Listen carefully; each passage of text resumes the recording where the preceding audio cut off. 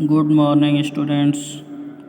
आज हम हिंदी के पाठ 3 बस की यात्रा नामक पाठ आप लोगों को पढ़ाएंगे।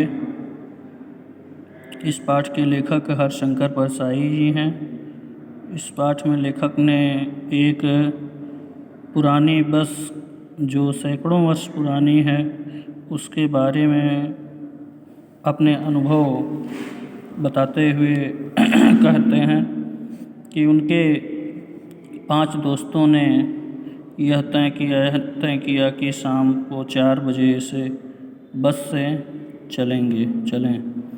पन्ना से इसी कंपनी की बस सतना के लिए घंटे भर बाद मिलती है।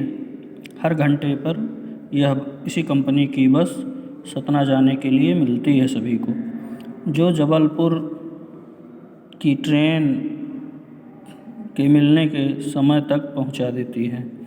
सुबह घर पहुंच जाएंगे यह सोचकर हम में से लेखक के 2 मित्रों को सुबह पर काम पर हाजिर भी होना था, इसीलिए उन्हें वापसी का यही रास्ता अपनाना ज़रूरी था। लोगों ने लेखक को सलाह दी कि समझदार आदमी यानी होशियार व्यक्ति इस शाम वाली बस से यात्रा नहीं करते हैं, सफ़र नहीं करते हैं। सफ़र मीन्स यात्रा। क्या रास्ते में डाकू मिलते हैं? लेखक ने पूछा। क्या रास्ते में डाकू मिलते हैं? तो उन्होंने कहा नहीं, बस डाकिन है, बस में बहुत बड़ी कमी है। बस को लेखक ने देखा तो बहुत ही उसके प्रति श्रद्धा उमड़ी। वह बहुत ही बुढ़ी हो गई थी, सैकड़ों वर्षों के अनुभव के निशान लिए हुए थी। लोग इसलिए इससे सफ़र नहीं करना चाहते थे कि बुढ़ापे में इसको बहुत कष्ट होगा। यह बस पूजा करने के योग्य थी, यानी रख करके पूजा करने के योग्य थी। ऐसी स्थिति उस बस की हो गई थी।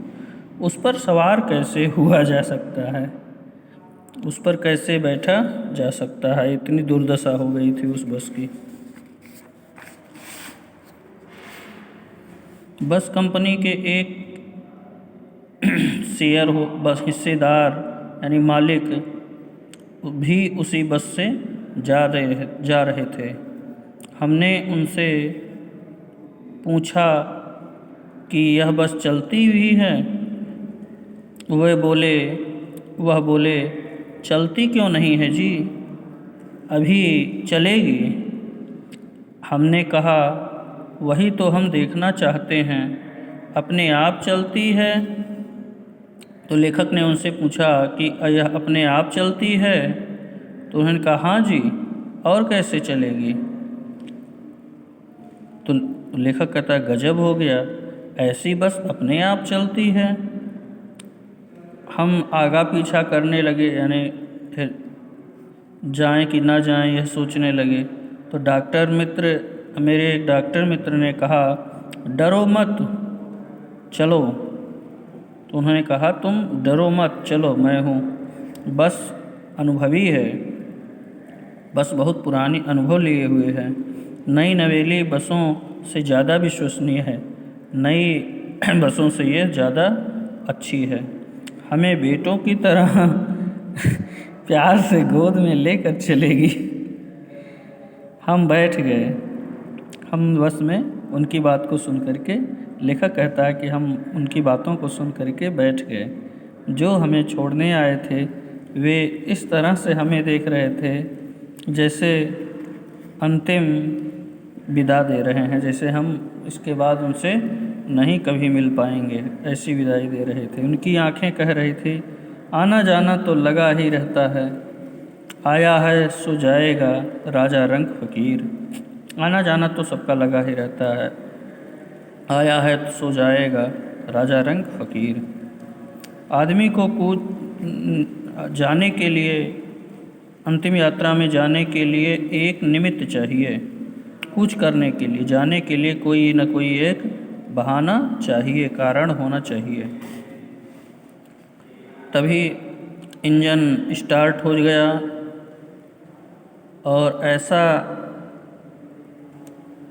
आवाज़ आया जैसे सारी बस ही इंजन है और हम इंजन के भीतर बैठे हैं।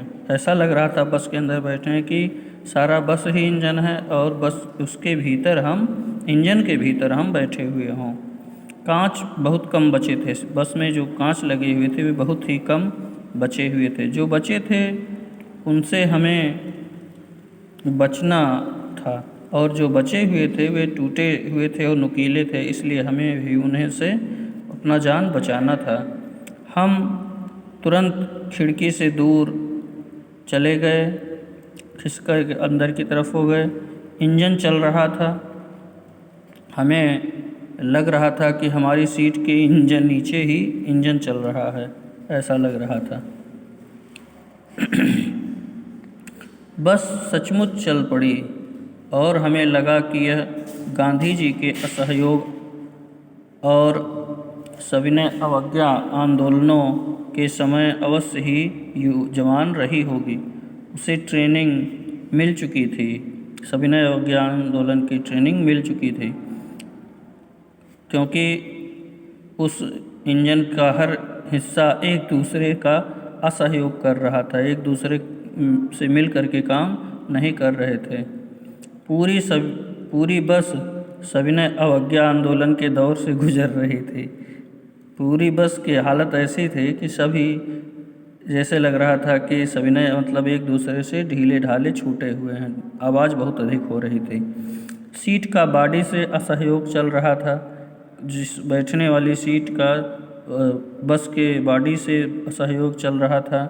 कभी लगता कि सीट बस के बॉडी को छोड़कर आगे निकल गई है, कभी लगता कि सीट को छोड़कर बॉडी आगे भागी जा रही है।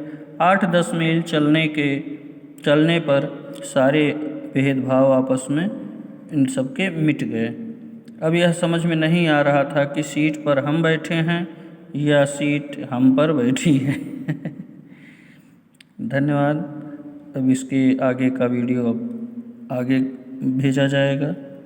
हमें आशा है आपको अच्छे से समझ में इसमें आ गया होगा और नेक्स्ट वीडियो का भेजा जाएगा। Thank you.